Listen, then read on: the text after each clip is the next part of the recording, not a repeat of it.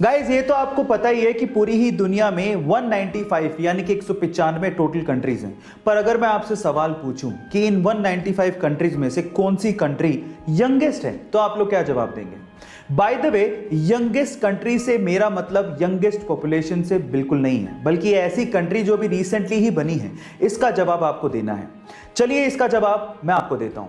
उस कंट्री का नाम है साउथ सुडान, जिसे कि सन 2011 में, जी हां, सन 2011 में सुडान से फ्रीडम मिली थी। यानी कि सन 2011 में साउथ सुडान कंट्रीज की लिस्ट में शुमार हुआ था। है ना ये इंटरेस्टिंग फैक्ट। गाइस, ऐसे ही इंटरेस्टिंग फैक्ट्स के लिए YouTube पे हमारे चैनल को सब्सक्राइब कर लीजिए, और अगर आप Instagram पे देख रहे हैं तो मुझे फॉलो करना मत भूलिएगा। मिलता है अगली वीडियो में।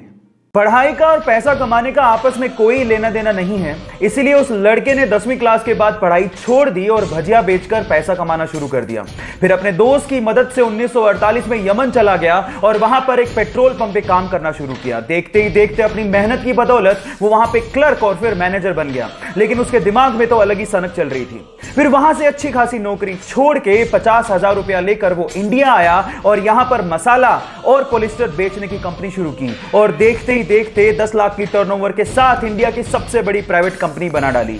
और आज भी वो कंपनी इंडिया में सबसे बड़ी प्राइवेट कंपनीज में शुमार है। Yes, I am talking about Reliance, और बंदे का नाम था धीरूभाई। और उनका कहना था कि बड़ा सोचो, दूर की सोचो और जल्दी सोचो, क्योंकि विचारों पर किसी का एकाधिकार नहीं होता। गाइस, बीते हुए कल को और आने वाले कल को क्या कहते हैं? नहीं, मैं कोई फिलोसफिकल बातें नहीं कर रहा हूं। इनफैक्ट मैं ये इंग्लिश के पॉइंट ऑफ व्यू से पूछ रहा हूं। खैर, ये तो आपको पता ही होगा कि बीते हुए कल को यस्टरडे और आने वाले कल को टुमारो कहा जाता है। लेकिन अगर मैं आपसे सवाल पूछूं कि कल के बाद जो दिन आएगा उसे इंग्लिश में क्या कहा जाता है, तो आप लोग क्या कहेंगे?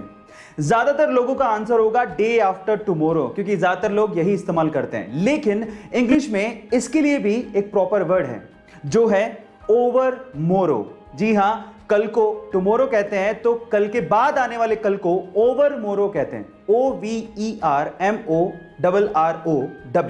गाइज, है ना इंटरेस्टिंग फैक्ट? ऐसे ही इंटरेस्टिंग फैक्ट्स के लिए YouTube पे हमारे चैनल को सब्सक्राइब कर लीजिए, और अगर आप Instagram पे देख रहे हैं तो मुझे फॉलो करना मत भूलिएगा। मिलते हैं अगली वीडियो में।